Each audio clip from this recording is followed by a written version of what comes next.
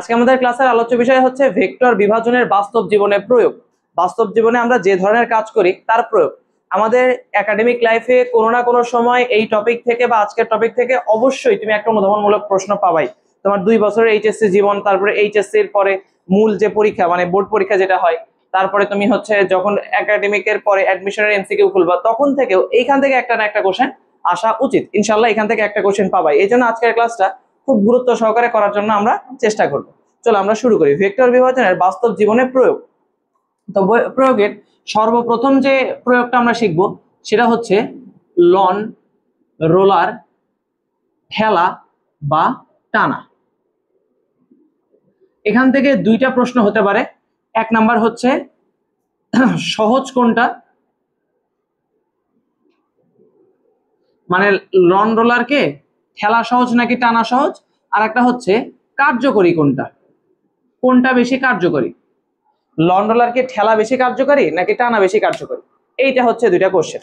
তাহলে প্রথমত এই লন রোলারটা কি জিনিস সেটা আমাকে বুঝতে হবে।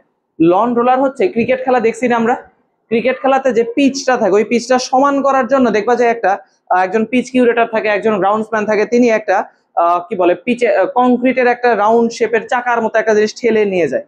আগেকার সময় ঠেলে নিয়ে যাইতে, এখন তো একটা মানে গাড়ির সাহায্যে ওটা ব্যবহার করা হয়, মানে একটা গাড়ি দিয়ে কাজটা করা হয়। তবে নর্মালি কি করা হয়, সাধারণত এটা ব্যক্তি নিজেই ঠেলে ঠেলে নিয়ে যায়। ওই জিনিসটাই হচ্ছে লন রোলার। ওটার কাজ হচ্ছে ক্রিকেটের ওই পিচটা যদি সামান্য উঁচু নিচু থাকে উঁচু নিচু পিচটাকে সমান করে ফেলা, এটা হচ্ছে কাজ। তো তোমাকে প্রশ্ন করবে যে এই লন রোলারটা ঠেলা সহজ নাকি টানা সহজ। এখন এই ঠেলা সহজ নাকি টানা সহজ সেটা বুঝবে কিভাবে, তুমি চিন্তা করো। একটা বস্তু যত বেশি ভারী হবে, মানে যার ওজন যত বেশি হবে তাকে কিন্তু নড়ানো তত কঠিন হবে। একটা বস্তু যত বেশি ভারী হবে অর্থাৎ যার ওজন তত বেশি হবে তাকে ঠেলা বা টানা তত বেশি কষ্ট হবে। এখন যদি ঠেলার সময় ওজনটা কম হয় এবং টানার সময় ওজনটা বেশি হয় তাহলে কিন্তু টানার বেলায় কষ্ট হবে। ঠেলার সময় ওজনটা যদি কম হয়, তাহলে তখন সহজ মনে হবে, আর যদি টানার সময় ওজনটা কম হয় তাহলে তখন সহজ বলে মনে হবে। তাহলে এখন দেখতে হবে আমাদেরকে কখন সহজ কখন কঠিন। তার আগে একটা জিনিস আমরা বলি, আপাত ওজন এই শব্দটা একটু আমরা ব্যবহার করব। ধরো এখানে এম ভর বিশিষ্ট একটা বস্তু আছে, এই বস্তুটা নিচের দিকে কি করে, তার ওজনের সমপরিমাণ বল সার্বক্ষণিকভাবে ক্রিয়া করে, মানে পৃথিবী তাকে এই বলে তার কেন্দ্রের দিকে আকর্ষণ করে। এখন যখন সে আকর্ষণ করতেছে সেখানে একটা প্রতিক্রিয়া বল থাকে, সেই প্রতিক্রিয়া বলটা হচ্ছে রিঅ্যাকশন ফোর্স আর দিলাম, প্রতিক্রিয়া বল রিঅ্যাকশন ফোর্স আর। দেখো নিউটন তার তৃতীয় সূত্রে বলছে প্রত্যেক ক্রিয়ারই একটি সমান ও বিপরীত প্রতিক্রিয়া রয়েছে। তাহলে ক্রিয়া বল যদি এমজি হয় প্রতিক্রিয়া বলটাও হবে এমজি। তাহলে দেখো আমরা কোন ওজনটা অনুভব করি, এটা হচ্ছে এই এমজি হলো আমাদের প্রকৃত ওজন, এমজিটা হচ্ছে আমাদের প্রকৃত ওজন। আমরা কিন্তু কখনোই আমাদের প্রকৃত ওজনটা ফিল করি না, আমরা ফিল করি বা অনুভব করি কোনটা, আমরা অনুভব করি আমাদের আপাত ওজন। তাহলে আপাত ওজন কোনটা, আপাত ওজন হচ্ছে সেই ওজন যেটা আমরা প্রতিক্রিয়া বলের মাধ্যমে লাভ করি। তাহলে কোন একটা বস্তু যতটুকু প্রতিক্রিয়া বল অনুভব করে সেটাই হচ্ছে আমরা আপাত ওজন হিসেবে ফিল করি। এটা হচ্ছে প্রতিক্রিয়া বল বা আপাত ওজন, আপাত ওজন বা এখানে হলো প্রতিক্রিয়া বল। এবং এই বলটাই আমরা কি করি, এই বলটাই আমরা অনুভব করি। এখন তোমার মনে প্রশ্ন আসতে পারে, ভাইয়া তাহলে আমরা তো সবসময় আপাত মানে আমাদের প্রকৃত ওজনই ফিল করি। দেখো তো প্রকৃত ওজন এমজি, আপাত ওজন মানে প্রতিক্রিয়া বল সেটাও হচ্ছে এমজি, তাহলে সবসময় আমরা এটাই অনুভব করি। কিন্তু কথা হচ্ছে সবসময় এরকম অনুভব করো না। আচ্ছা তুমি একটা জিনিস চিন্তা করো তো, একটা নৌকা নৌকা মাটিতে ঠেলে নিয়ে যাওয়া সহজ না পানির উপরে ভাসমান অবস্থায় ঠেলা সহজ?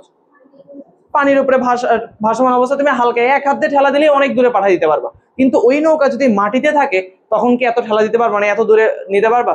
এটা দুইটা কারণ হইতে পারে, একটা হচ্ছে ঘর্ষণ আছে আর একটা হচ্ছে আমাদের এই প্রতিক্রিয়া বল। তো আমরা আপাতত ঘর্ষণ দিয়ে না বুঝে প্রতিক্রিয়া বল দিয়ে বোঝার চেষ্টা করি। দেখো মাটিতে যখন নৌকাটা ছিল তখন মাটিটা হচ্ছে ফ্ল্যাট একটা সারফেস ছিল, তাহলে এই ফ্ল্যাট সারফেসে যতটুকু বল সে নিচের দিকে ক্রিয়া করছে ঠিক ততটুকু বলই প্রতিক্রিয়া হিসেবে পাচ্ছে, যার কারণে তার প্রকৃত ওজনটাই আমরা মাটির উপরে ফিল করতে পারতেছি। কিন্তু যখন এই নৌকাটা পানির উপরে চলে যাচ্ছে তখন নিচের দিকে ক্রিয়া বল কিন্তু এমজি ওজনের সমপরিমাণ, কিন্তু পানির উপরে থাকার সময় আমরা 19-এ পড়ে আসছি ঊর্ধ্বমুখী একটা লব্ধি বল অনুভব করে। এই ঊর্ধ্বমুখী লব্ধি বলের নামটা কি বলতো? ঊর্ধ্বমুখী লব্ধি বলের নামটা হচ্ছে প্লবতা। তাহলে যখনই পানির উপর কোনো একটা বস্তু বা তরলের উপর কোনো একটা বস্তুকে রাখা হয় সে ঊর্ধ্বমুখী একটা লব্ধি বল অনুভব করে। এই লব্ধি বলের কারণে তার ওজন কিছুটা কম বলে মনে হয়। তার মানে উপরের দিকের বলটা একটু বেশি হয়ে যায়, অর্থাৎ আপাত ওজনটাকে একটু কম বলে মনে হয়, আমাদের কাছে একটু হালকা বলে মনে হচ্ছে। তাহলে পানির উপরে এই কারণেই আমরা কি করতে পারি, সহজে কোনো একটা বস্তুকে মুভ করাইতে পারি। তো চলো এখন দেখি যে এই কাজটা কোথায় আমাদের লাগবে এই প্রশ্নের উত্তরে। তাহলে আপাত ওজন কোনটা, আমরা যে ওজনটা ফিল করি, কোনটা ফিল করি, তল যতটুকু প্রতিক্রিয়া দেয় ততটুকুই হচ্ছে আমরা ফিল করি। আচ্ছা তাহলে চলো একটা লন রোলারে ঠেলার বেলায় আমরা কি ওজন বেশি ফিল করব নাকি ঠেলার টানার বেলায় ওজন বেশি ফিল করবো, এটা একটু দেখবো। যে ওজন যেখানে বেশি ফিল করব তখন আমাদের কাছে ভারী মনে হবে, আর যখন ভারী মনে হবে তখনই সেটা আমাদের জন্য কষ্টকর। আচ্ছা তাহলে একটা লন রোলারকে আমরা একটু সাইড থেকে দেখার চেষ্টা করি। লন রোলারের এটা হচ্ছে সেই চাকা, এটা হচ্ছে সেই হ্যান্ডেল, যে হ্যান্ডেল বরাবর একজন ব্যক্তি বল প্রয়োগ করবে, এটাই হচ্ছে আমাদের লন রোলার। তাহলে এই লন রোলার সে সার্বক্ষণিকভাবে তার ওজনের সমপরিমাণ একটা বল কিন্তু নিচের দিকে ক্রিয়া করবে। লন রোলার যেহেতু একটা বস্তু, তার একটা ভর আছে, এবং ভর থাকলে তার অবশ্যই একটা কি আছে বলতো, ওজন আছে। সেই ওজন সার্বক্ষণিক নিচের দিকে কাজ করতেছে। এখন কোন একজন ব্যক্তি যখন ঠেলা দিচ্ছে তখন এই হাতল বরাবর নিচের দিকে কিন্তু বল প্রয়োগ করতেছে। এই হাতল বরাবর নিচের দিকে বল প্রয়োগ করে এইভাবে করে সামনের দিকে নিয়ে যাচ্ছে। তাহলে আমি এই বলটাকে যদি বোঝানোর সুবিধার্থে এই দিকে টেনে নিয়ে আসি, এটাই হচ্ছে আমাদের সেই বল, যে এই দিক বরাবর বলটা প্রয়োগ করতেছে। তাহলে দেখো যখন সে বল প্রয়োগ করতেছে আনুভূমিকের সাথে নির্দিষ্ট একটা কোণে কিন্তু বলটা প্রয়োগ করতেছে। এই হাতলটাকে সে এইভাবে করে এরকম লম্বা করে বল প্রয়োগ করতে পারে, বা এরকম একটু সয়েও বল প্রয়োগ করতে পারে। মানে হাতলটা এইভাবে রেখেও বল প্রয়োগ করতে পারে, এইভাবে রেখেও বল প্রয়োগ করতে পারে, আরো খারাপ ভাবেও বলটা প্রয়োগ করতে পারে। অর্থাৎ আনুভূমিকের সাথে নির্দিষ্ট একটা কোণে কিন্তু সে বল প্রয়োগ করতেছে। এখন যদি আমি এই রেখার একটা সমান্তরাল রেখা এখানে অঙ্কন করি, এই রেখার একটা সমান্তরাল রেখা অঙ্কন করলে এটা যদি থিটা হয়, এটা অবশ্যই কি হবে, থিটা হবে। এখন দেখো যে বলটা প্রয়োগ করতেছে এই বলকে আমি দুইটা উপাংশে ভাগ করব, এই বলটাকে দুইটা উপাংশে ভাগ করব। আনুভূমিক বরাবর উপাংশ হচ্ছে এফ কস থিটা। কেন ভাইয়া, দেখো আমরা পড়ছিলাম যে দিকের সাথে থিটা সেই দিক বরাবর আসবে কস, আর যে দিক বরাবর কস আসবে তার সাথে লম্ব বরাবর আসবে হচ্ছে সাইন। যে দিক বরাবর কস আসবে তার সাথে লম্ব বরাবর আসবে হচ্ছে সাইন। তাহলে এই যে দেখো এই মূল ভেক্টরটাকে দুইটা উপাংশে কিন্তু আমার ভাগ করা হয়ে গেছে। যখনই মূল ভেক্টরকে দুইটা উপাংশে ভাগ করা হয়ে গেছে এই মূল ভেক্টরের আর কিন্তু কোনো অস্তিত্ব নাই, মূল ভেক্টরের আর কোনো অস্তিত্ব নাই। তাহলে দেখো এই যে লন রোলারকে ঠেলার উদ্দেশ্য কি বলতো, লন রোলারকে ঠেলার উদ্দেশ্য হচ্ছে এটাকে ঠেলে সামনে নিয়ে যাও। একটা বস্তুকে ঠেলে যদি আমি সামনে নিতে চাই তাহলে অবশ্যই সামনের দিকে কোনো না কোনো একটা বল বা বলের উপাংশ থাকতে হবে। যদি সামনের দিকে কোনো বল বা বলের উপাংশ নাই থাকে তাহলে কি সামনের দিকে যাইতে পারবে, কখনোই কিন্তু সামনের দিকে যাইতে পারবে না। দেখো যে বল প্রয়োগ করছিল এটা কি সামনের দিকে ছিল, সোজা মাটির দিকে চলে আসতেছে, তাহলে এই বলের কারণে তো সামনে যাবে না। কোন বলের কারণে সামনে যাচ্ছে, দেখো এই বলকে যখন দুইটা উপাংশে ভাগ করতেছো তখন দেখতেছো বলের একটা অংশ এই যে আনুভূমিক বরাবর মানে ভূমি বরাবর কাজ করতেছে। তাহলে এফ কস থিটা হচ্ছে বলের আনুভূমিক উপাংশ। তুমি যে বলটা প্রয়োগ করছো সেই বলের কি উপাংশ, আনুভূমিক উপাংশ। এই আনুভূমিক উপাংশ মানে ভূমি বরাবর উপাংশ, ভূমির দিকে কাজ করতেছে। এই আনুভূমিক উপাংশ কি করতেছে, লন রোলারকে সামনে নিয়ে যাচ্ছে।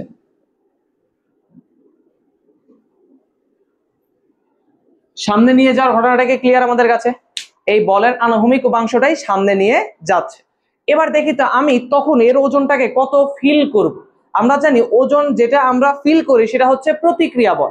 প্রতিক্রিয়া বলটাই হচ্ছে আমাদের কি ওজন বলতো, আপাত ওজন বা আমাদের ফিল করা ওজন।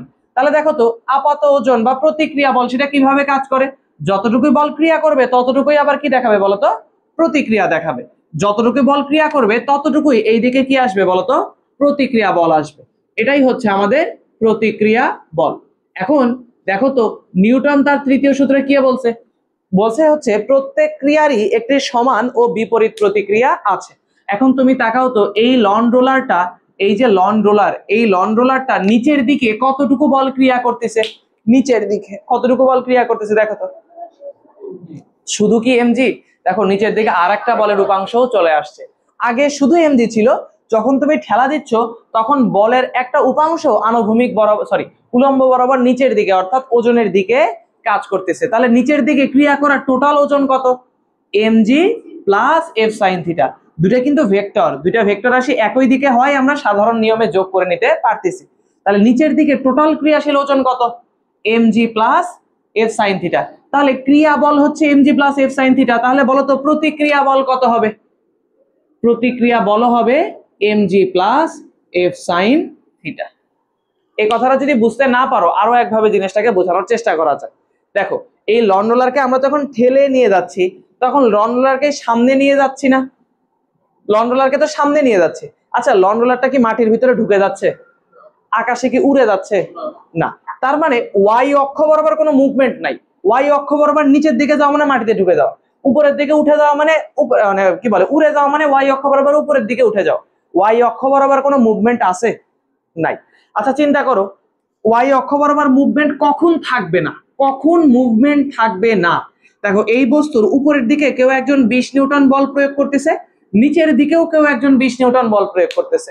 বলতো এই বস্তুটা এবার উপরের দিকে যাবে নাকি নিচের দিকে যাবে? ওখানেই থাকবে। তাহলে ওয়াই অক্ষ বরাবর কোনো মুভমেন্ট কখন হবে না? যখন উপরের দিকের মোট বল এবং নিচের দিকের মোট বল কি হবে? সমান। তাহলে যায় এই অক্ষ বরাবর লব্ধি কত হয়ে যাবে? 0। আচ্ছা এবার দেখো এটা সামনের দিকে যাচ্ছে এফ কস থিটার কারণে। দেখো এবার এটা ধরো আমি বুঝি নাই যে ভাইয়া এটা mg plus F sine theta কেমনে হলে আমি বুঝি নাই। তাহলে দেখো উপরের দিকে হচ্ছে প্রতিক্রিয়া বল আর নিচের দিকে হচ্ছে mg plus F sine theta. তাহলে দেখো উপরে উঠে তো যাচ্ছে না, লন রোলার তো উড়ে যাচ্ছে না, আবার মাটির ভিতরে ঢুকেও যাচ্ছে না। তাইলে উপরের দিকের মোট বল এবং নিচের দিকের মোট বল সমান না হলে কি এরকম হইতো? তাহলে অবশ্যই উপরের দিকের মোট বল এবং নিচের দিকের মোট বল সবসময় কি হচ্ছে এখানে? সমান। তাহলে এই লন রোলারের আপাত ওজন কত হচ্ছে? উপরের দিকের মোট বল আর ইজ ইকুয়ালস টু নিচের দিকের মোট বল mg plus F sine theta. বুঝতে পারছি এবার? আগের বার যদি সমস্যা হয়ে থাকে তাহলে আশা করা যায় এইভাবে বোঝা যাবে। তাহলে দেখো এই লন রোলারের প্রকৃত ওজন কত ছিল দেখো তো। এই লন রোলারের প্রকৃত ওজন ছিল mg, শুধুমাত্র mg ছিল তার প্রকৃত ওজন। এবার আপাত ওজন দেখো তো mg এর সাথে কিছুটা অংশ যোগ হয়ে গেল না? কিছুটা অংশ যোগ হয়ে গেলে আপাত ওজন কি বাড়বে না কমবে? তাহলে আপাত ওজন এইটা হইল, অর্থাৎ আপাত ওজন কি হয়েছে বলতো? বৃদ্ধি পায়। কতটুকু পরিমাণ বৃদ্ধি পায়? এফ সাইন থিটা পরিমাণ বৃদ্ধি পায়।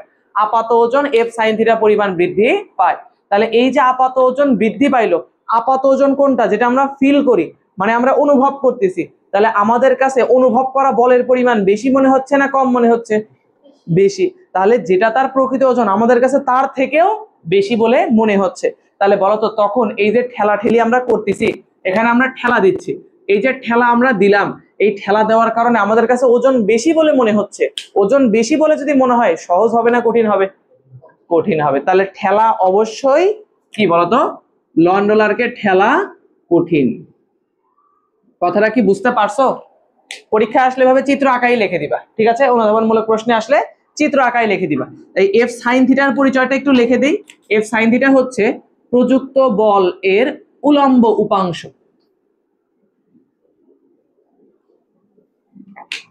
যা ওজন বৃদ্ধি করতেছে। এর কাজটা কি ভাইয়া? এ কি করতেছে? ওজন বৃদ্ধি করে। প্রকৃত ওজন কি চেঞ্জ হচ্ছে বলতো? প্রকৃত ওজন কি চেঞ্জ হচ্ছে না? যেটা চেঞ্জ হচ্ছে সেটা কি ওজন বলতো? আপাত ওজন। যেটা চেঞ্জ হচ্ছে সেটা হলো আপাত ওজন। দেখো এটা বুঝতে পারছো কিনা? ওকে দেখো এবার হচ্ছে ঠেলাটা না হয় কঠিন তুমি বললা, কিসের মানে টানার থেকেও কি কঠিন? টানার থেকেও কঠিন এটা তো যাচাই করতে হবে। যেটা আমি ঠেলাকে কঠিন বললাম, টানা যে সহজ হয় সেটা যাচাই করতে হবে না? ঠেলা যে কঠিন এটা আমি বললাম, কার তুলনায় কঠিন? টানার তুলনায় কঠিন। তাহলে টানা যে আসলে সহজ হচ্ছে সেটা যাচাই করতে হবে। তাহলে চলো দেখি টানাটা আসলে সহজ হয় নাকি কঠিন হয়। এবার হচ্ছে লন রোলারকে আমি টানবো, লন রোলারকে টেনে আমি সামনে নিয়ে যাওয়ার চেষ্টা করব। একবার হচ্ছে ঠেলে সামনে নিয়ে যাচ্ছি, একবার হলো টেনে সামনে নিয়ে যাব। তাহলে এবার আরেকবার আমি একটু লন রোলারকে অঙ্কন করার চেষ্টা করি। এইটা হচ্ছে আমাদের লন রোলার সাইড ভিউ, এই যে চাকাটাকে সাইড থেকে দেখা যাচ্ছে। তাহলে এই চাকাটাকে এবার আমি হাতলের সাহায্যে টেনে সামনে নিয়ে যাব। হাতলের সাহায্যে আমি কি করব? টেনে সামনে নিয়ে যাব। তার মানে এই দিক বরাবর আমি বল প্রয়োগ করব, এই দিক বরাবর আমি বল প্রয়োগ করব। এফ পরিমাণ বল আমি এই দিকে এবার প্রয়োগ করব, বল প্রয়োগ করে টেনে নিয়ে যাব, ঠিক আছে? ওকে এবার দেখো এই যে লন রোলারের তার তো একটা ওজন সার্বক্ষণিক আছেই। এটা হলো তার প্রকৃত ওজন, এইটা হলো তার প্রকৃত ওজন। প্রকৃত ওজন হচ্ছে mg, সবসময় এটা আছে। তাহলে এখন দেখি এই যে বলটা প্রয়োগ করতেছে হাতলের সাহায্যে, তা আনুভূমিকের সাথে নির্দিষ্ট একটা অ্যাঙ্গেলে প্রয়োগ করা হচ্ছে না? দেখো তো দেখো এই হাতলটা তুমি এভাবে করেও টানতে পারো, আরো খাড়া করেও টানতে পারো, আরো শোয়াই নিয়েও টানতে পারো, এটা তোমার ইচ্ছা। তাহলে আনুভূমিকের সাথে নির্দিষ্ট একটা অ্যাঙ্গেলে তুমি এই বলটা প্রয়োগ করে টেনে নিয়ে যাওয়ার চেষ্টা করতেছো। তাহলে আবারও আমি কি কাজ করি, এই বলের দুইটা উপাংশ বিভক্ত করি। তাহলে আনুভূমিক বরাবর উপাংশ হচ্ছে এফ কস থিটা, আর উলম্ব বরাবর এই বলের উপাংশ হচ্ছে এফ সাইন থিটা। উলম্ব বরাবর উপাংশ হলো এফ সাইন থিটা। তাহলে দেখো আমার উদ্দেশ্য হচ্ছে লন রোলারকে সামনে নিয়ে যাওয়া, লন রোলারকে সামনে নিয়ে যাওয়া। তাহলে সামনের দিকে যদি কোনো বল বা বলের উপাংশ না থাকে তাহলে কি আমি নিতে পারবো? সামনের দিকে অবশ্যই কোনো বল বা বলের উপাংশ থাকতে হবে। দেখো এই যে বলটা আমি প্রয়োগ করতেছিলাম এটা তো এই দিকে, এটা তো সামনের দিকে না, এই দিকে। তাহলে এই দিকে তো আমি বল প্রয়োগ করলে সামনে নিতে পারবো না, সামনের দিকে কোনো একটা বল বা বলের উপাংশ থাকা লাগবে। তাহলে দেখি তো আছে কিনা। এই বলটাকে দুইটা উপাংশে ভাগ করার পরে দেখলাম হ্যাঁ এফ কস থিটা হচ্ছে কোন দিকে, সামনের দিকে। তার অর্থাৎ এফ কস থিটা হচ্ছে ওই আগের বারের মতোই প্রযুক্ত বল এর আনুভূমিক উপাংশ, প্রযুক্ত বলের আনুভূমিক উপাংশ। এ কি কাজ করতেছে, লন রোলারকে সামনে নিয়ে যাচ্ছে, লন রোলারকে সামনে নিয়ে যায়। এবার দেখি তো এ সাইন থিটার কি কাজ। দেখো আগের বারের মতোই যখন তুমি কোথাও একটা বল ক্রিয়া করবা, এই বস্তুটা তার ওজনের সমপরিমাণ বল নিচের দিকে ক্রিয়া করতেছে, ক্রিয়া করার সাথে সাথে এখানে অবশ্যই একটা কি আসবে বলতো, প্রতিক্রিয়া বল আসবে। একটা কি আসবে, প্রতিক্রিয়া বল আসবে। এবার আগের বারের মতোই দেখো তো লন রোলারকে টেনে নিয়ে যাওয়ার সময় লন রোলার কি উপরের দিকে উঠে চলে যায়, মাটির ভিতরে ঢুকে যায়? তাহলে আগের বারের মতো ওয়াই অক্ষ বরাবর টোটাল বল কত হবে, শূন্য। টোটাল বল শূন্য কখন হবে, যখন উপরের দিকের মোট বল এবং নিচের দিকের মোট বল কি হয়, সমান। উপরের দিকের মোট বল এবং নিচের দিকের মোট বল যদি সমান হয় তখনই যায় লব্ধি শূন্য হবে, অর্থাৎ ওয়াই অক্ষ বরাবর কোনো মুভমেন্ট থাকবে না। তাহলে দেখি তো এই বস্তুটার উপরের দিকের মোট বল কয়টা, উপরের দিকের বল কিন্তু দুইটা, একটা হচ্ছে আর একটা হলো এফ সাইন থিটা। আর নিচের দিকের কয়টা, একটাই। তাহলে অবশ্যই উপরের দিকের মোট এবং নিচের দিকের মোট কি হওয়া লাগবে, সমান হওয়া লাগবে। তাহলে উপরের দিকে আছে আর plus M G sine theta, sorry M G কেন, F, F sine theta equals to নিচের দিকের মোট বল হচ্ছে এম জি। তাহলে দেখো তো এখান থেকে আর ইকুয়ালস টু কি দাঁড়াচ্ছে, M G minus F sine theta. এবার একটু খেয়াল করো তো এই আরটা কি, প্রতিক্রিয়া বল বা এটাই আসলে আমাদের আপাত ওজন কিনা। দেখো তো আরটা হচ্ছে আমাদের প্রতিক্রিয়া বল বা আপাত ওজন। আচ্ছা আমরা কি আমাদের প্রকৃত ওজনটা ফিল করি নাকি প্রতিক্রিয়া বল হিসেবে যেটা অনুভব করি, মানে প্রতিক্রিয়া বল যেটা লাভ করি সেটা ফিল করি বলতো? আমরা কোনটা ফিল করি, প্রকৃত ওজন নাকি প্রতিক্রিয়া বল? প্রতিক্রিয়া বল বা আপাত ওজন। তাহলে দেখো তো প্রকৃত ওজন ছিল এমজি, আপাত ওজনের বেলায় তাকাও এমজি থেকে কিছু অংশ বাদ চলে যাচ্ছে না, এফ সাইন থিটা পরিমাণ কিছুটা বাদ চলে যাচ্ছে। তাহলে কিছুটা যদি বাদ দিয়ে দেই এমজি পরিমাণ থাকবে না, একটু কমে যাবে। ওজনের থেকে কিছুটা বাদ দিয়ে দিচ্ছে, তাহলে ওজন বাড়লো না কমলো? তাহলে আপাত ওজন এবার কি হচ্ছে বলতো, হ্রাস পাচ্ছে। আপাত ওজন কিছুটা হ্রাস পায়। কতটুকু পরিমাণ হ্রাস পায়, ওই এফ সাইন থিটা পরিমাণই হ্রাস পাচ্ছে, এফ সাইন থিটা পরিমাণ হ্রাস পাচ্ছে। তাহলে দেখো তো আমি যখন টানতেছি তখন কি ওজন বৃদ্ধি পাইলো না হ্রাস পাইলো? হ্রাস পাইলো। ওজন যদি হ্রাস পায় তাহলে টানা মানে আমাদের কাছে ওজন কম বলে মনে হবে না। ওজন যখন কম মনে হবে মানে হালকা মনে হচ্ছে, আর যখনই হালকা মনে হবে তখন মনে হবে কি, আরে এটা তো এখন আমার কাছে বেশি সহজ। তাই ঠেলার থেকে টানাটা তুলনামূলক সহজ হয়। দেখো এই ঠেলা এবং টানা এই দুইটার ক্ষেত্রে মূল পার্থক্যটা কি, ঠেলার বেলায় আপাত ওজন বৃদ্ধি পায়, ওজনের সাথে এফ সাইন থিটা পরিমাণ অংশ যোগ হয়ে যায়, আর টানার বেলায় আপাত ওজন হ্রাস পায়, এফ সাইন থিটা পরিমাণ এই অংশটা ওজনের থেকে কমে যায় বা বাদ চলে যায়। যেহেতু টানার বেলায় ওজন হ্রাস পায় এবং ঠেলার বেলায় ওজন বৃদ্ধি পায়, তাই লন রোলারকে ঠেলার তুলনায় টানাটা হচ্ছে সহজ। আমাদের অনুধাবনমূলক প্রশ্নে এটাই আসে, একটি লন রোলারকে টানা সহজ নাকি ঠেলা সহজ? তাহলে তোমাকে দুইটা চিত্র আঁকাই দুইটা ব্যাখ্যা করে এটার ভিতরে দিতে হবে। যদি বলে ঠেলা এবং টানার মধ্যে কোনটি সহজ, তাহলে দুইটার ব্যাখ্যাই দিতে হবে। ঠেলা এবং টানার মধ্যে কোনটি সহজ, দুইটার ব্যাখ্যাই দিতে হবে। দেখো কেউ যদি এই চিত্রটা বুঝে থাকে এখানে কি বাংলা লিখতে হবে সে আমার থেকে ভালো জানবে, এখানে যা যা বলা হয়েছে এই কথাগুলো বললেই হয়। আশা করি তোমরা এই লন রোলার, ঠেলা এবং টানাটা বুঝতে পারছো যে কোনটা সহজ। এবার তোমাকে দেখো আরেকটা প্রশ্ন করছিল যে কোনটি কার্যকরী। এখন কার্যকরী মানে কোনটা কাজে লাগবে বেশি, কোনটা কাজে লাগবে বেশি। তাহলে চিন্তা করো লন রোলারের কাজটা কি, লন্ডলের কাজ কিন্তু ওই ক্রিকেটের পিচটাকে সমান করা, অর্থাৎ মাটিটাকে সমান করে ফেলা। এখন তুমি চিন্তা করো, যখন তুমি মাটির উপরে বেশি বল প্রয়োগ করবা তখন মাটি বেশি সমান হবে, নাকি কম বল প্রয়োগ করলে মাটি বেশি সমান হবে? বেশি পরিমাণ বল প্রয়োগ করতে হবে, নিচের দিকে যত বল প্রয়োগ করবে তত তাড়াতাড়ি মাটি সমান হয়ে যাবে। আর যত হালকা বস্তু দিয়ে তুমি কাজ করবে তখন মাটিটা কি হবে, অনেক সময় লাগবে এটাকে সমান করতে। তাহলে যখন তুমি ঠেলা দিচ্ছ নিচের দিকের বল বেশি হচ্ছে না কম হচ্ছে?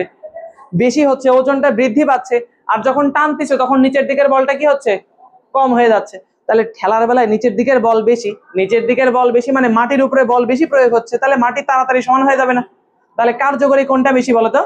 কার্যকরী কিন্তু ঠেলা বেশি। সহজ হচ্ছে টানা, কিন্তু এই সহজ ভাবে কাজ করে কিন্তু আমাদের উপকার হবে না। উপকার কি হচ্ছিল না, মাটিকে তো সমান করা উদ্দেশ্য, মাটির উপরে বল প্রয়োগ করা হচ্ছিল কম, বল কম প্রয়োগ করা হলে তো সহজে সমান হবে না। তাহলে দুইটার ভিতরে কার্যকরী কোনটা বেশি বলতো?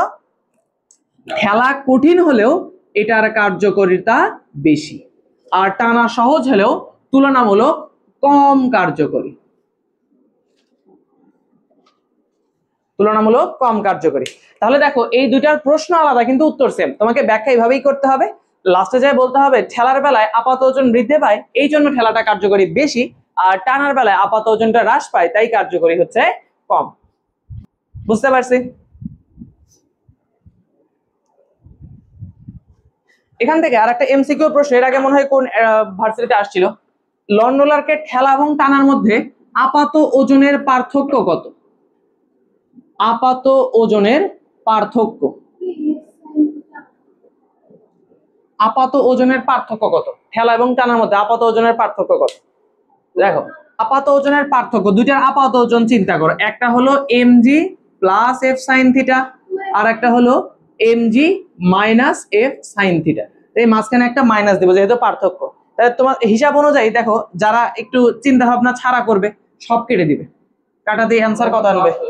0। যারা চিন্তা ভাবনা ছাড়া করবে, চিন্তা ভাবনা যারা করবে তারা চিন্তা করবে আরে এখানে তো ব্র্যাকেট ছিল, তাহলে ব্র্যাকেট থাকলে মাইনাসে মাইনাসে কি হয়ে যাবে, প্লাস, তাহলে f sin থিটা কি আসলে কাটা যাবে না? f sin থিটা কাটা যাবে না। তাহলে mg এবং mg কাটা যাবে, তাহলে থাকবে কি 2f sin থিটা। আপাত ওজনের পার্থক্য হচ্ছে 2f sin থিটা, আপাত ওজনের পার্থক্য হচ্ছে 2f sin থিটা। তুমি এমনিও চিন্তা করলে বুঝতে পারবা, এখানে f sin থিটা পরিমাণ বেশি হচ্ছে, এখানে f sin থিটা পরিমাণ কম হচ্ছে, তাহলে দুইটার পার্থক্য কত? এই ডাবল, f sin থিটা এর ডাবল। এক জায়গায় এতটুকু পরিমাণ কম হচ্ছে আর এক জায়গায় এতটুকু পরিমাণ বেশি হচ্ছে। দেখো লন রোলার ঠেলাটা নাকি ক্লিয়ার। এই প্রশ্নটাই তোমাকে করতে পারে ট্রলি ব্যাগের ট্রলি ব্যাগের ঠেলা সহজ নাকি টানা সহজ? ট্রলি ব্যাগ, দেখো ট্রলি ব্যাগ ওই হাতল ধরেই টানা হয়, হাতল ধরেই ঠেলা হয়, একই রকম হিসাব। ঘাস কাটার মেশিন ঠেলা সহজ নাকি টানা সহজ? একই রকম হিসাব। ঠিক আছে, ঘাস কাটার মেশিন, ট্রলি ব্যাগ, এই জাতীয় প্রশ্ন আমরা এখান থেকে করতে পারি। আবার ঠেলা গাড়ির কথা বলতে পারি, ঠেলা গাড়ি কি টানা সহজ নাকি ঠেলা সহজ? নাম ঠেলা গাড়ি কিন্তু ওটাকে কিন্তু টানা সহজ, নাম ঠেলা গাড়ি কিন্তু এটারে টানা সহজ। কিন্তু কার্যকরী কোথায় বেশি? এই কার্যকরী কথাটা ঠেলা গাড়ির বেলায় আসবে না। ঠেলা গাড়ির উদ্দেশ্য হচ্ছে মালকে টেনে নিয়ে যাওয়া, মানে ওই যে কোনো ধরনের মালামাল সেটাকে টেনে নিয়ে যাওয়া, সামনে নিয়ে যাইতে পারলেই হলো। সহজে নিয়ে যাই না কঠিনে নিয়ে যায় সেটা বিষয় না। লন রোলারের বেলায় কার্যকরী কথাটা আসতেছে, কারণ ওর উদ্দেশ্য হচ্ছে মাটিকে সমান করা, মাটিকে সমান করতে হলে নিচের দিকে বল বেশি প্রয়োগ করতে হবে। আচ্ছা, যদি এটা বোঝা হয়ে থাকে তাহলে আমরা এই কি বলে এটাকে ভেক্টর বিভাজনের বাস্তব প্রয়োগে আর একটা কনসেপ্ট দেখি। আচ্ছা, নৌকার গুণ টানা। এখন নৌকার গুণ জিনিসটা অনেকে বোঝে না। নৌকার গুণ বিষয়টা কি, দেখো অনেক সময় আগেকার সময় এটা হইতো, এখন তো ইঞ্জিন চালিত অনেক নৌকা চলে আসছে, এখন এরকম দেখা যায় না, মুভিতে হয়তো বা দেখতে পাবো। আগেকার সময় মুভিতে যখন নদীতে চর জাগে বা নদীর পানি কমে যায় বা নদীতে স্রোত বেশি হয়, নৌকা যেদিকে যাইতে চায় সেই দিকে যদি যাওয়া কষ্টকর হয় তখন নৌকার মাথায় একটা দড়ি বাঁধে। মানে এরকম একটা নৌকাকে কল্পনা করো,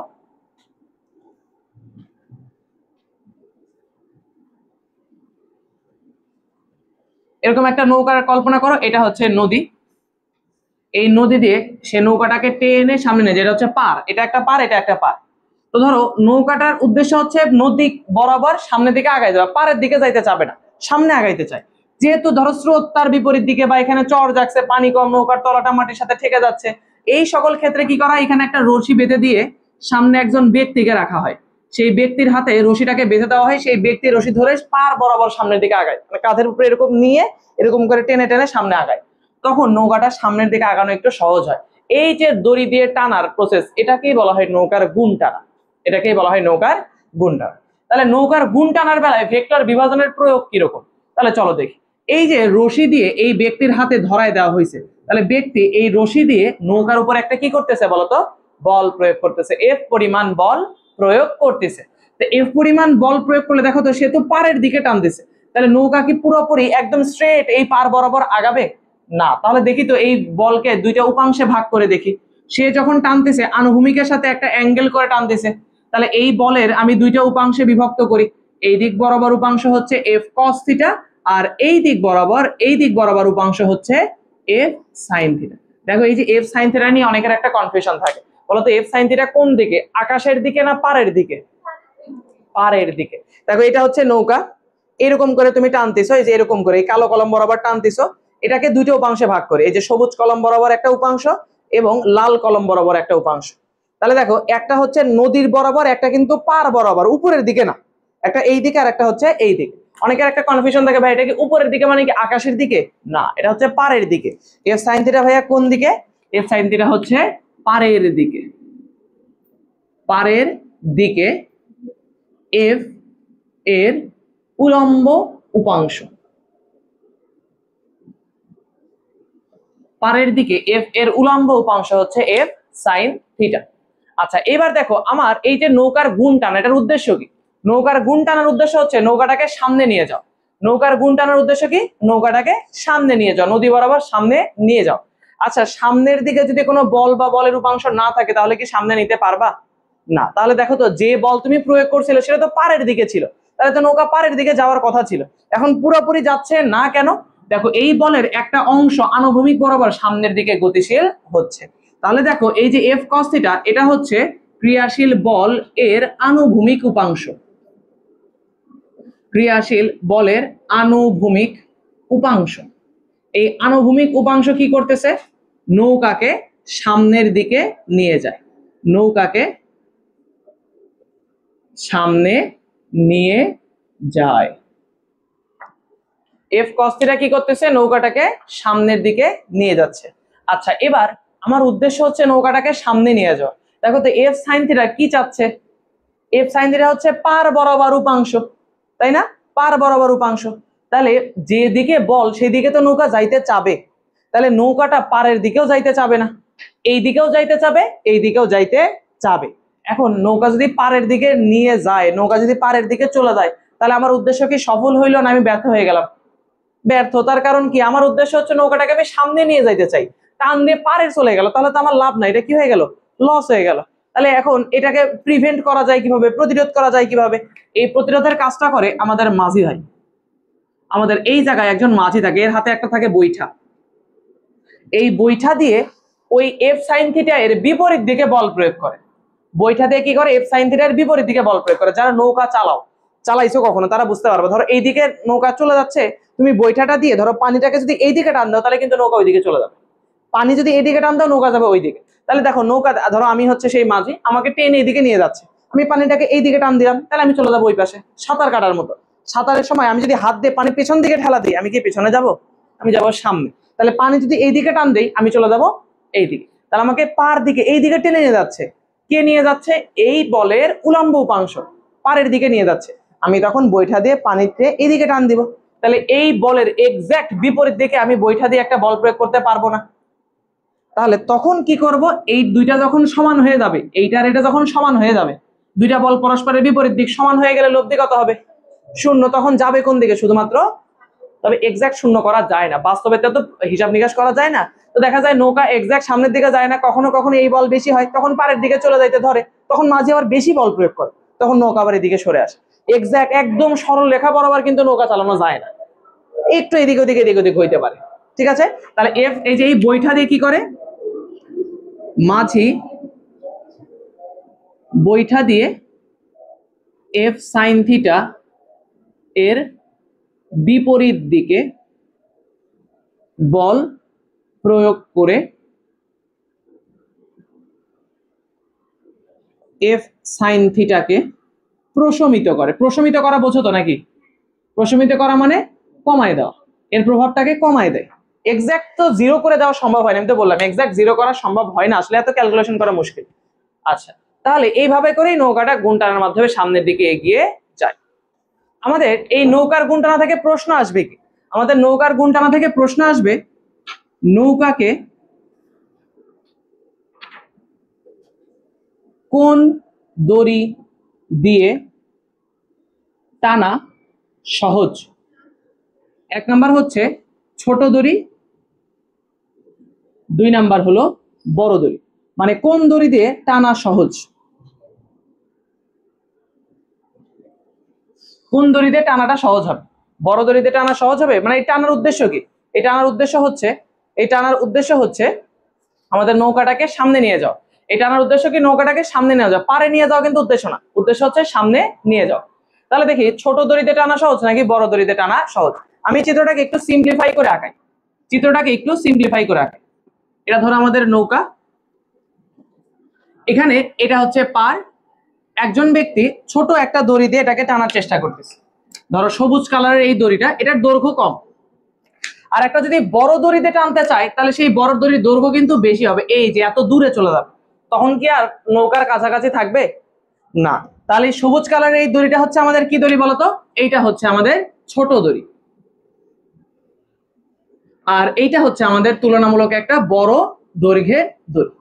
তাহলে এখন দেখো এই দুইটা দড়ির বেলায় কোন দড়িতে টেনে নৌকাটাকে সামনে নিয়ে যাওয়া সহজ হবে। আমি এখন দুইটা দড়িতেই সমান পরিমাণ বল প্রয়োগ করতেছি। সমান পরিমাণ বল প্রয়োগ করলে কোন দড়িতে টানা সহজ হবে বা সামনে নিয়ে যাওয়া ইজি হবে? তাহলে দেখো এই বলগুলারই যখন আমি প্রয়োগ করতেছি, তখন আনুভূমিকের সাথে নির্দিষ্ট একটা অ্যাঙ্গেল উৎপাদন করতেছে কিনা। দেখো এই যে এইটুকু হচ্ছে ছোট দড়ির বেলায় উৎপন্ন কোণ θ1, ছোট দড়ির বেলায় উৎপন্ন কোণ θ1, আর এই যে এইটুকু হচ্ছে বড় দড়ির বেলায় উৎপন্ন কোণ θ2। দেখো এবার ছোট দড়িটা আমি যে বল প্রয়োগ করতেছি F পরিমাণ, এই বলের একটা আনুভূমিক উপাংশ থাকবে, একটা উলম্ব উপাংশ থাকবে। তাহলে এই বলের আনুভূমিক উপাংশ, ধরো এই দিকে আনুভূমিক উপাংশ F cos θ1, আনুভূমিক উপাংশ, যেদিকের সাথে থিটা সেই দিক বরাবর cos।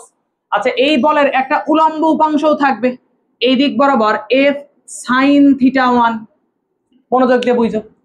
আবার এই যে প্রযুক্ত বল বড় দড়ি দিয়ে করতেছো, তারও দুইটা আনুভূমিক উপাংশ থাকবে, একটা আনুভূমিক একটা উলম্ব। তাহলে দেখো F এই দিকে বড় দড়ির উপাংশ হচ্ছে F cos θ2, এবং এই দিক বরাবর বড় দড়ির উপাংশ হচ্ছে F sin θ2। মানে একই বরাবর, সেটা বোঝানোর জন্য একটার উপরে দাগ দিয়ে দেওয়া হলো।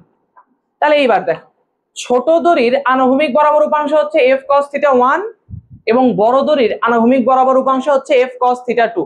দেখো নৌকাটাকে এই দড়িতে টানার উদ্দেশ্য কি? নৌকাটাকে সামনে নিয়ে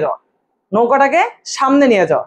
তাহলে সামনের দিকে বল যত বেশি হবে তত সহজ হবে, তত বেশি কার্যকরী হবে। সামনের দিকে বল যত বেশি হবে তত সহজ বা কার্যকরী হবে। তাহলে ছোট দড়িতে টানলে সামনের দিকের বল হচ্ছে F cos θ1 এবং বড় দড়িতে টানলে সামনের দিকে হচ্ছে F cos θ2। তুমি যখন ছোট দড়িতে টানতিছো তখন দেখো তো অ্যাঙ্গেলের পরিমাণ, ছোট দড়িতে টানার কারণে অ্যাঙ্গেলের পরিমাণ θ1 বড় দড়িতে টানার কারণে অ্যাঙ্গেলের পরিমাণ θ2 এর থেকে বড় হচ্ছে কিনা। যখন ছোট দড়িতে টানতেছে অ্যাঙ্গেল হচ্ছে বড়, এবং বড় দড়িতে টানলে অ্যাঙ্গেল হচ্ছে ছোট। এবার আসি খেয়াল করে, cos এর একটা বিশেষত্ব আছে। cos 0 ডিগ্রির মান হচ্ছে 1 এবং cos 90 ডিগ্রির মান হচ্ছে 0। তাহলে cos এর বেলায় অ্যাঙ্গেল যত বড় হচ্ছে মান তত ছোট হচ্ছে। তাহলে এই যে থিটা এর মানটা বড়, θ1 যদি বড় হয় cos থিটার মান তখন কি বড় হবে না ছোট হবে? ছোট হয়ে যাবে। তাহলে দেখো তো এই যে F cos θ1 এটা হয়ে যাবে ছোট, কিন্তু F cos θ2 এটা কি হয়ে যাবে? এটা হয়ে যাবে বড়, তাহলে এখানে একটু চিন্তা করি, F cos θ1 এটা হচ্ছে সামনের দিকে ছোট দড়ির উপাংশ, তাহলে ছোট দড়িতে যখন সামনে টানবো সামনের দিকের বল বেশি হচ্ছে না কম হচ্ছে? এই যে এটা হলো আমাদের কি দড়ি বলতো? এটা হলো ছোট দড়ি। আর F cos θ2 এটা কি ধরনের দড়ির উপাংশ বলতো? এটা হচ্ছে বড় দড়ির উপাংশ। তাহলে বড় দড়ির বেলায় সামনের দিকের উপাংশ বেশি না কম? বড় দড়ির বেলায় সামনের দিকের এই বলটা বেশি না কম? বেশি। সামনের দিকে যদি বেশি হয় তাহলে সামনে নিয়ে যাওয়া সহজ হবে না কঠিন হবে? সহজ হবে। এবং যেহেতু ছোট দড়ির বেলায় সামনের দিকের বলটাই কম, তাহলে সেবার বিষয়টা একটু কি হবে? কঠিন হবে। ক্লিয়ার এটা? তাহলে কোনটা সহজ বলতো? কোনটা দিয়ে সামনের দিকে নিয়ে যাওয়া সহজ? বড় দড়িতে। আচ্ছা, এই জিনিসটাকে আর একভাবে ব্যাখ্যা করবো। সেটা হচ্ছে, দেখো আমার উদ্দেশ্য ছিল সামনে নিয়ে যাওয়া, তাহলে শুধু তো সামনে নিয়ে যাওয়া যাচ্ছে না, পাড়ের দিকেও কিছুটা বল প্রয়োগ করতেছে। এই যে এফ সাইন থিটা, এগুলা পাড়ের দিকে। পাড়ের দিকে নেওয়া কি আমার উদ্দেশ্য? না। তাহলে পাড়ের দিকে যত বেশি বল তত আমাদের জন্য সহজ না কঠিন? আমি চাচ্ছি সামনে নিয়ে যাইতে, পাড়ের দিকে যদি অনেক বল আমাকে টেনে নিয়ে যায়, তাহলে আমার জন্য সামনে যাওয়া কঠিন হবে না সহজ হবে? কঠিন হবে। তাহলে পাড়ের দিকের বল যত বেশি সামনে যাওয়া তত কঠিন, পাড়ের দিকে বল যত কম সামনে যাওয়া তত সহজ। তাহলে দেখি তো, এই যে ছোট দড়িতে টানলে পাড়ের দিকে বেশি বল হয় নাকি বড় দড়িতে টানলে পাড়ের দিকে বেশি বল হয়? পাড়ের দিকে বল যত বেশি বিষয়টা তত কঠিন হয়ে যাবে। আচ্ছা, তাহলে দেখি আবারও একই রকম হিসাব। দেখো θ1 এর মানটা θ2 এর থেকে বড়। এবার সাইনের একটা বিশেষত্ব। সাইনের বিশেষত্ব কি? সাইন 0 ডিগ্রির মান হচ্ছে 0, সাইন 90 ডিগ্রির মান হচ্ছে 1। তাহলে সাইনের বেলায় অ্যাঙ্গেল যত বড় হচ্ছে, সাইনের বেলায় অ্যাঙ্গেল যত বড় হচ্ছে মান তত কি হচ্ছে বলতো? বড় হচ্ছে। সাইন 0 এর মান 0, 90 এর মান 1। তাহলে অ্যাঙ্গেল যত বেশি মানও তত বেশি। তাহলে θ1 এর মান যদি বেশি হয়, অ্যাঙ্গেল যদি বেশি হয়, তাহলে f sin θ1 এটা অবশ্যই বেশি হবে কার থেকে? f sin θ2 এর থেকে। এখন দেখো তো f sin θ1 এটা কি বড় দড়ি না ছোট দড়ির হিসাব হচ্ছে? এটা হচ্ছে ছোট দড়ি। আর এই যে f sin θ2 এটা কোন দড়ির জন্য? এটা হলো বড় দড়ির জন্য। তাহলে দেখো তো, ছোট দড়ির বেলায় পাড়ের দিকের বলটাই বেশি। ছোট দড়ির বেলায় পাড়ের দিকের এই বলটাই বেশি। পাড়ের দিকের বল যত বেশি তত কি সামনে নিয়ে যাওয়া সহজ না কঠিন? কঠিন। আর বড় দড়ির বেলায় পাড়ের দিকের বলটা কম, তাই সামনে নিয়ে যাওয়া সহজ। তাহলে তোমাকে যদি বলে যে কোনটাতে টানা কঠিন টানা সহজ, তুমি কি করবে? একটা চিত্র আঁকাবা। চিত্র আঁকায় দুইটাই বলবা যে পাড়ের দিকে ছোট দড়ির বলের উপাংশ বেশি এবং বড় দড়ির বলের উপাংশ কম, তাই পাড়ের দিকে বলটা অনুভব করে কে? বড় দড়িটা কম অনুভব করে। কিন্তু সামনের দিকে বড় দড়ির উপাংশটা বেশি এবং কি বলে সামনের দিকে ছোট দড়ির উপাংশটা কম, তাই সামনে নিয়ে যাওয়ার জন্য বড় দড়ি ব্যবহার করা সহজ, বড় দড়ি ব্যবহার করা কার্যকরী। ক্লিয়ার বিষয়টা? একই ধরনের প্রশ্ন নৌকার গুণ টানা দিয়ে না এসে আরেকটা দিয়ে আসতে পারে। কি আসতে পারে? বলতে পারে ট্রলি ব্যাগের হাতল লম্বা রাখা হয় কেন? ট্রলি ব্যাগ তো কম বেশি সবাই দেখছো, দেখবো ওই হাতলটা একবারে বড় করে ফেলে সবাই, একবারে বড় করে ফেলে, হাফ করে কিন্তু টানে না। হাফ করে কি টানতে দেখছো? যদি হাইট কম না হয়, হাইট যদি ঠিকঠাক থাকে তাহলে ফুল লম্বা করেই কিন্তু টানে। কেন বলতো? ফুল লম্বা করা মানে কি? দড়িটা লম্বা হয়ে গেল, হাতল লম্বা হয়ে গেল। হাতল লম্বা হয়ে গেলে সামনের দিকে নিয়ে যাওয়া কি হবে? সহজ হয়ে যাবে। ক্লিয়ার বিষয়টা? ওকে সবার কাছে? ওকে। তাহলে আজকে আমরা যে কনসেপ্টগুলো পড়লাম আশা করা যায় এগুলো বুঝতে পারছো। এই কনসেপ্টের উপর ভিত্তি করে অবশ্যই তোমাদের একাডেমিক লাইফে কোনো না কোনো জায়গায় প্রশ্ন পাবা। তো আজকের ক্লাস এই পর্যন্তই। ধন্যবাদ।